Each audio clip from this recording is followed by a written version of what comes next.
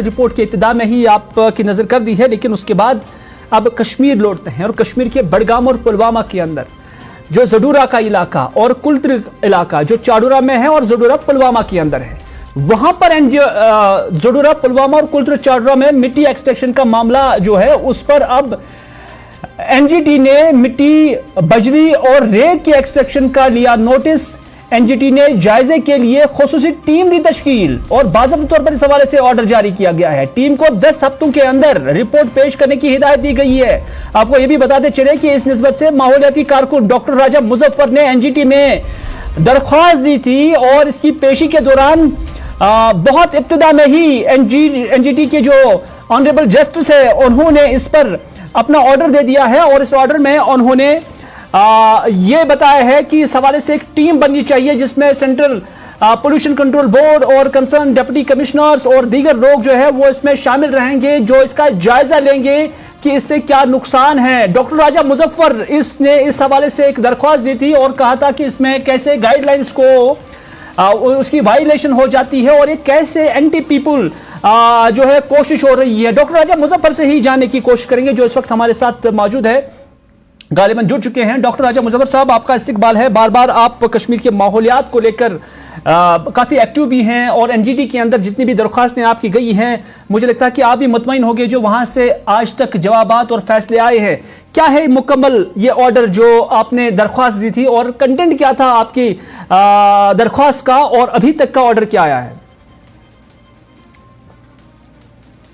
बहुत बहुत शुक्रिया हिलाल साहब। जैसा कि आपने अभी कहा कि ये जो यहाँ पे इलीगल माइनिंग हो रही है हमारे करेवास के अंदर, एक तो मैं पहले मेरे 4-5 केसेस जो हैं वो खाली जो है रिवर बेड माइनिंग के हवाले से, तो वो नदियों में जो रेत और बाकी चीजें बाजरी बोल्डर वगैरह जो वहां से चोरी किया जाता था, तो ये पहला केस है कि जो हमारे करेवास में है, करेवास से जो मिट्टी निकाली जाती है, वहां से रेत निकाली जाती है, वहां से बाजरी निकाली जाती है, उस हवाले से आज तक कोई भी केस जो है नेशनल ग्रीन ट्रिब्यूनल में या हमारे हाई कोर्ट में इलीगल माइनिंग के हवाले से नहीं फाइल हुआ था जी। तो इसका जो है ज्ञान जो है इसका जो है सीरियस नोटिस जो है नेशनल ग्रीन ट्रिब्यूनल का जो प्रिंसिपल बेंच है जिसकी क़यादत जस्टिस प्रकाश श्रीवास्तव कर रहे थे, और कुछ दिन पहले ये केस वहां पे लगा था और उसमें जो है जो मेरे काउंसिल है एडवोकेट सौरभ शर्मा, उन्होंने इस केस को प्लीड किया और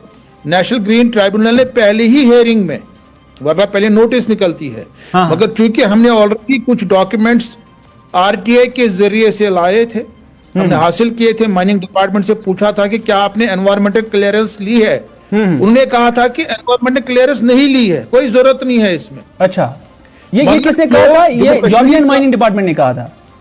ये माइनिंग डिपार्टमेंट ने कहा, डीएमओ पुलवामा ने कहा था आज से 2-2.5 महीना पहले कि माइनिंग जो करेवास से मिट्टी निकाली जाती है यह हम शॉर्ट टर्म और डिस्पोजल परमिट के हिसाब से क्या अलॉट करते हैं, इसमें कोई जो है एनवायरमेंटल क्लियरेंस की जरूरत नहीं है, ईसी की कोई इसमें जरूरत नहीं है। अच्छा, तो हमने वो डॉक्यूमेंट पहले ही ऑलरेडी लाया था और हमने वो पेश किया नेशनल ग्रीन ट्रिब्यूनल के सामने, और पहले ही हेयरिंग में उन्होंने उसी वक्त नोटिस निकाली जम्मू कश्मीर सरकार को, ministry of environment forest climate change, उसके अलावा सेंट्रल पोल्यूशन कंट्रोल बोर्ड, और टीम कॉन्स्टिट्यूट की गई जिसकी क़यादत मिनिस्ट्री ऑफ एनवायरमेंट के सीनियर ऑफिसर्स, उसके अलावा सेंट्रल पोल्यूशन कंट्रोल बोर्ड, उसके बाद Jammu Kashmir pollution control committee, और उसके अलावा डिप्टी कमिश्नर पुलवामा और डिप्टी कमिश्नर बडगाम रहेंगे उसके साथ, और कोऑर्डिनेशन करेंगे डीसी पुलवामा, और ये विजिट करेंगे इन गांव में, खासकर जोडोरा है पुलवामा के अंदर, उसके अलावा रंगीन कुल्त्र है यहाँ पे चाडोरा के अंदर, और वहां पे ये विजिट करेंगे और ये इनको 10 हफ्तों के अंदर रिपोर्ट पेश करनी है कि एक्सटेंट ऑफ डैमेज कितना है। एक तो देखेंगे डैमेज कितना है, उसके बाद किन्होंने डैमेज किया है, उनके खिलाफ पेनल एक्शन, और उसके खिलाफ साथ साथ रेमेडियल एक्शन, इन जगहों को कैसे रेस्टोर कैसे कर सके, इसमें कैसे प्रॉपर लैंडस्केपिंग कर सके, इसको कैसे हम वापस ठीक कर सके, इस ऑर्डर में वो चीजें की है। ये हालांकि इब्तिदाई आज पहली कार्रवाई इसकी हुई है, पहली पेशी हुई है, इससे पहले भी हमने देखा कि सुखनाग एरिया में इस तरह की कमेटी बनाई गई थी, तो वो क्या फ्रूटफुल रही थी? और यहां पर भी आपको क्या एक्सपेक्टेशंस है कि 10 हफ्तों के अंदर अंदर जब रिपोर्ट दायर की जाएगी तो फिर कोई अच्छा फैसला भी आ जाएगा? सुखनाग केस में जब ये हुआ था तो उसमें उन्होंने जो कमेटी बिठाई थी, कमेटी जब आई और कमेटी ने उसी वक्त रिकमेंडेशन थी कि आप जो है फिल4 वहां पे जो इलीगल माइनिंग बंद कराए। और सुखनाग में तो पिछले जनवरी से लेकर आज तक तकरीबन 13 महीने से इलीगल माइनिंग वहां पे बंद है जी। वहां पे आप मशीनरी काम नहीं कर रही हैं। और उसके बाद उस टीम ने कॉन्स्टिट्यूट किया था कि किन किन कंट्रैक्टर्स के खिलाफ, कंपनीज के खिलाफ हम एनवायरमेंटल कंपनसेशन लगाएं। तो वो रिकमेंडेशन भी उन्होंने की है। उसमें डीसी बड़गाम ने खुद टीम कॉन्स्टिट्यूट की है, उसमें डीएफओ बड़गाम, उसमें एसडीएम बीरवा हैं वगैरह हैं। और कुछ दिनों के अंदर उनको रिपोर्ट शायद उन्होंने सबमिट की होगी। उसकी समाअत अभी जो है 5-6 दिन के अंदर, 5-10 दिन के अंदर उस केस की है और उसमें बिल्कुल कार्रवाई हुई और वहां पे इलीगल माइनिंग बंद हुई। अच्छा, तो ये कुल्त्र का एरिया या ज़दूरा का एरिया जो है, इसमें बहुत ही शिद्दत के साथ यहाँ पर एक्सट्रैक्शन हो रही है।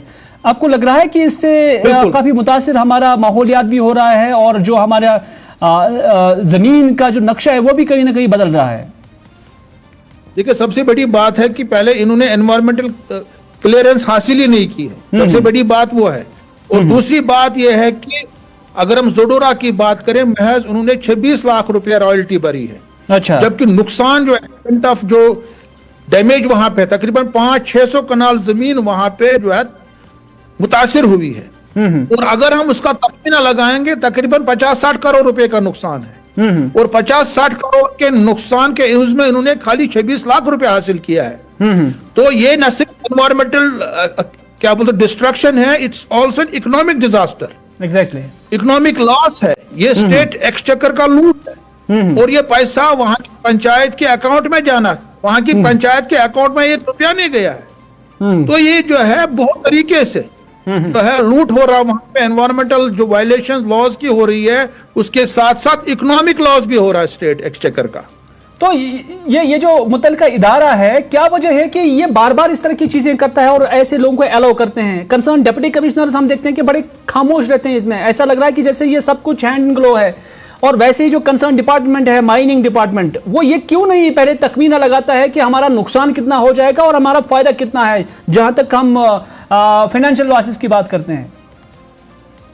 देखिए हिलाल साहब, असल में पहले तो हमें कवानीन के बारे में पता ही नहीं, मालूमात नहीं है। चाहे हमारे डिप्टी कमिश्नर साहिबान हैं या बाकी ऑफिसर्स हैं, इनको भी ये घुमाते हैं। वो उनको बोलते हैं डिस्पोजल परमिट है, ये है, वो है।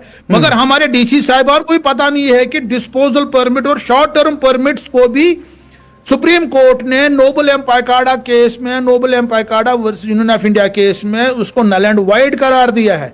आप short term permit, disposal permit नहीं दे सकते हैं। वो पहले दे सकते थे, मगर 2 साल से उस पर बैन है। सो हमारे जो भी ऑफिसर्स हैं वो भी अपडेट नहीं रहते हैं लॉज के बारे में, उनको पता ही नहीं है लॉज के बारे में। उसके साथ साथ लोग आगे नहीं आते हैं, लोग कंप्लेंट नहीं करते, बातें तो बहुत करते हैं लोग, मगर इन जैसे इदारों, चाहे हाई कोर्ट हो, चाहे सुप्रीम कोर्ट हो, चाहे नेशनल ग्रीन ट्रिब्यूनल हो, केसेस वहां फाइल ही नहीं होते।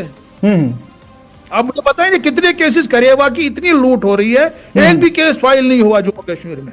कितने लॉयर्स हमारे पास, कितने बड़े बड़े वकील हमारे पास है यहाँ पे। अगर हमारे एनवायरमेंट की, हमारे रिसोर्सेज की लूट हो रही है, क्यों लोग आगे नहीं आ रहे? जो पढ़े लिखे लोग हैं, जो कानून जानने वाले लोग, वो भी आगे नहीं आ रहे।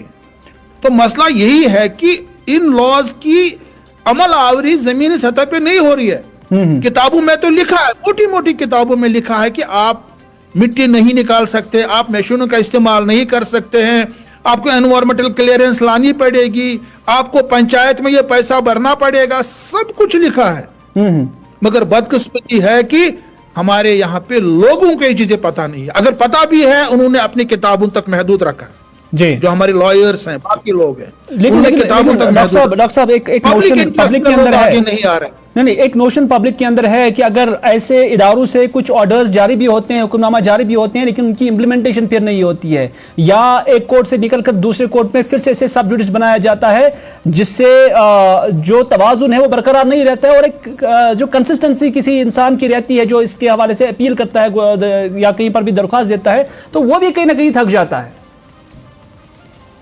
नहीं, मैंने भी इतने केसेस किए हैं। देखिए, अगर मेरे 15-16 केसेस नेशनल ग्रीन ट्रिब्यूनल में गए, 6-7 की तो जबरदस्त जजमेंट्स आई। 5-6 केस में तो हमने बंद कराया, शालीगंगा में हमने बंद करवाया। वहां पे तो मेरी झगड़े, जो मुझे अपोजिट पार्टी थी वहां पे, वो तो सुप्रीम कोर्ट चले गई, एनकेसी प्रोजेक्ट्स प्राइवेट लिमिटेड। हमने तो फाइट किया। उसके बाद दूधगंगा में हमने इलीगल माइनिंग बंद करवाई, टाइम तो लगा। उसके बाद सुखनाग में भी आया ऑर्डर। उसके बाद हमने यहाँ पे, उसके साथ साथ यहाँ पे हमारा श्रीनगर म्युनिसिपल कॉर्पोरेशन का बहुत बड़ा जो गार्बेज स्टेशन है, उनको जो है 42 करोड़ रुपए जुर्माना करवाया। उसके बाद दूधगंगा का केस है। तो अगर हम छोटे छोटे लोग भी हैं, थोड़ा थोड़ा हम कोशिश करें, कोशिश भी नहीं करते। मसला है कि कोशिश ही नहीं करते हैं। एक तो हो गया कि कुछ लोग चले गए एनजीटी में, कोई ऑर्डर नहीं आया वहां से। कुछ लोग चले गए हाईकोर्ट में, ऑर्डर नहीं आया। जब एनजीटी चला ही नहीं गया कोई, एनजीटी में खाली एनवायरमेंट के हवाले से, एक तो मैंने केसेस किए हैं, एक हमारे और एक दोस्त हैं कुपवारा से, राशिक साहब हैं, और एक दोस्त हमारे बांडीपोरा से हैं, उन्हें एक केस किया था वहां पे सीमेंट ब्रिक्स के हवाले से। उसके बाद जम्मू से 1-2 केस, डोडा से 1-2 केसेस है। मसला है कि लोगों को आना पड़ेगा आगे, इसकी अवेयरनेस आपका इसमें रोल बनता है, मीडिया का रोल बनता है इसमें। देखिए मुझे लगता है डॉक्टर साहब, एक बात जरूरी है कि एनजीटी की जानिब से जितने भी हुक्मनामे आज तक आई हैं, और उसमें कई सारी जुर्माना चाहे म्यूनिसिपैलिटी से लेकर दूसरे इदारों को किए गए हैं, लेकिन क्या आपको लग रहा है कि वो जुर्माना फिर अदा हुआ है, या कि फिर वो फैसले सिर्फ अहकामात तक ही महदूद रहे? देखिए, अगर हम बात करें दूधगंगा के हवाले से, उसमें 42 करोड़ जुर्माना हुआ, 35 करोड़ जुर्माना हुआ। उस जुर्माने के पैसे से फाइनली जो है 140 करोड़ रुपए का प्रोजेक्ट बना है। अच्छा। जो उनको, जिसमें तकरीबन 67 करोड़ का उनका एडमिनिस्ट्रेटिव अप्रूवल भी आ गया। ये चीजें हैं ना, प्रैक्टिकल चीजें, इसीलिए तो मैं इसमें पॉजिटिव हूं कि अच्छा। कुछ तो हो रहा है। मगर मसला है कि लोग आगे नहीं आ रहे हैं, लोग केसेस फाइल नहीं कर रहे हैं। बातें तो करते हैं, मगर जब इसका कार्रवाई इस पे करनी है, उसके लिए लोग आगे नहीं आ रहे। मसला वही है कि लोगों को आगे आना पड़ेगा, उनको इन जैसे इदारों का दरवाजा खटखटाना पड़ेगा, उनको जाना पड़ेगा वहां पे। मगर मसला है, पहले उससे एक इंपॉर्टेंट बात यह है कि लोगों को क्यों जाना पड़े इन इदारों पे। अगर हमारे पास यहाँ पे ऑलरेडी सरकार है, एग्जीक्यूटिव है, डिप्टी कमिश्नर्स है, माइनिंग डिपार्टमेंट है, ये तो पहले उनका ही काम था। Pollution control board, irrigation and flowed control department है, पुलिस है, ये तो पहले उनका ही काम था ना यहाँ पे। एग्जैक्टली। तो हम कब जाते हैं अदलिया में? जब एग्जीक्यूटिव फेल हो जाता है तब हम अदालतों के पास जाते हैं। मगर मसला है कि क्या सरकार इनसे नहीं पूछ सकती है? क्या सरकार इन ऑफिसर से नहीं पूछ सकती है कि आपने ये लॉज इंप्लीमेंट क्यों नहीं किए जमीनी सतह? exactly. क्या ये डिस्ट्रिक्ट मिनरल ऑफिसर बड़गाम जो है, क्या इसको नहीं पूछना चाहिए, जो यहाँ के चीफ मिनिस्टर डिप्टी सीएम है, जो है कि माइनिंग मिनिस्टर भी है, क्यों उसने एनवायरमेंटल क्लियरेंस के बगैर कुल्त्र में इतनी माइनिंग करवाई? क्यों इतनी मिट्टी निकलवाई? देखिए डॉक्टर साहब, आज क्या डॉक्टर साहब हमारे यहाँ पुलवामा के क्या नहीं पूछा जाएगा? आज तक जितनी भी हुकूमतें आई हैं, हमने देखा है कि कोई भी एडमिनिस्ट्रेटर ही उस सरकार को चलाता है, उस डिपार्टमेंट को चलाता है। और आज तक हमारा एक मुशाहिदा रहा है कि बहुत कम लोग ऐसे होते हैं जो मिनिस्टर बने हैं और फिर उन्हें इन कवानीन की और इन डिपार्टमेंट्स की नॉलेज होती है। ये हम सबको मानना पड़ेगा, लेकिन एडमिनिस्ट्रेशन ही इस सारे सिस्टम को चलाती हैं जो लॉ नॉइंग होती हैं। ऐसा क्या जो खदशा अवाम के अंदर भी है, क्या आपके अंदर भी है कि ये सब कुछ जानबूझकर कराया जाता है? क्योंकि मैंने देखा सुखनाग का मामला, कैसे 2 सालों तक 3 सालों तक उस कंपनी को अलाउ किया गया है वहां से एक्सट्रैक्शन के लिए, और ये कैसे मुमकिन है कि कंसर्न डिप्टी कमिश्नर को पता नहीं होगा? आपको नहीं लग रहा ये एक छूट दी जाती है? नहीं, बिल्कुल, ये बिल्कुल लूट हो जाती है, लूट करवाते हैं और कानून बिल्कुल किताबों में रखा गया है जी। मसला यही है ना कि जब तक कि मतलब जो काम फिशरीज डिपार्टमेंट को करना था, जो काम इरिगेशन फ्लड कंट्रोल डिपार्टमेंट को करना था सुखनाग के हवाले से, जो काम माइनिंग डिपार्टमेंट को करना था वो मैंने किया। मैं गया वहां पे, मैंने जब फाइनल ऑर्डर आया एनजीटी से, जब एनजीटी की टीम को आना था 4 दिन के बाद, उसके बाद ही उन्होंने काम बंद किया, तब तक नहीं किया। अच्छा, मसला तो यही है। और लोग जो बोलते भी हैं उनको भी दबाया जाता है, उनके खिलाफ केसेस फाइल करवाते हैं। अगर कोई आवाज भी उठाएगा, पहले तो लोगों को नॉलेज है ही ज्यादा, अगर बेचारा कोई आवाज उठाता भी है उसको ऐसे प्रेशराइज किया जाता है, उसके खिलाफ केसेस फाइल किए जाते हैं, एफआईआर दिया जाता है कि ये सरकारी काम में बाधा कर रहा है। अच्छा डॉक्टर साहब, आपको सरकारी जानना काम चाहूंगा क्योंकि वक्त भी कम है, वक्त भी कम मसला है। यहाँ पे फिर यहाँ पे हिलाल साहब यही मसला आता है कि legal knowledge, we should know about environmental laws, दरियाओं के कौन से लॉज हैं, माइनिंग के क्या लॉज हैं, फिर नहीं बचेंगे ये लोग। मैं इनके खिलाफ पढ़ा हूं। डॉक्टर साहब जानना चाहूंगा क्योंकि वक्त की कमी है, वक्त की कमी के सबब आखिरी सवाल आपसे पूछना चाहूंगा कि ये जो जडूरा का इलाका है जहां से करेवा के अंदर ये एक्सट्रैक्शन और कुल्त्र चाडुरा का इलाका है, आपका मकसद क्या है इसमें और क्या चाहते हैं आप कि एनजीटी कर लेना चाहिए और वो फैसला आना चाहिए जिससे एक प्रोटेक्शन हो जाए कि इस एरिया की जमीन की और जो लॉसेस हुई है, इकोनॉमिकल लॉसेस हैं, उनका कंपनसेशन के लिए? देखिए, खाली ये जडोरा नहीं है या खाली कुल्त्र नहीं है, ये जम्मू कश्मीर में हर जगह हो रहा है। हाँ, खासकर बड़गाम जिला इसमें ज्यादा इफेक्टेड है, पुलवामा इफेक्टेड है, पटन का एरिया इफेक्टेड है। इसमें यह होना चाहिए कि सरकार को इसमें एक कमीशन बिठाना चाहिए। कितना लॉसेस हुआ जम्मू कश्मीर में, कितना लॉस हुआ है। अभी देखिए बजट हमारा आ गया, अभी बजट पे डिबेट चल रहा है, इतना हमारा ये है, भीख मांगनी पड़ती है हमें। जो हमने माइनिंग के हवाले से, चाहे रिवर बेड माइनिंग हो या क्ले माइनिंग हो या इन करेवा से मिट्टी निकालने का मसला हो, आप कहते हैं कि सरकार कमीशन बनाना चाहिए, आप कहते हैं कि सरकार कमीशन बनाना चाहिए, वो फिर ये असेसमेंट करेगा कि इसमें नुकसान कितना हुआ, कितना कंपनसेशन करना है। लेकिन मैं कह रहा हूं कि और ये लॉसेस डिपार्टमेंट क्यों ये कंपनसेशन देगा? ये नहीं, डॉक्टर साहब मेरा कहना है कि ये डिपार्टमेंट पैसा क्यों देगा, ये वो ऑफिसर क्यों नहीं देगा जो इस कुर्सी पर विराजमान है, जिसे मोटी तनख्वाह दी जाती है, जिसका हैंड इन ग्लो है, जिसपे एक प्रेशर जो है डेवलप हो सकता है ताकि दूसरा अगले दिन ना करे।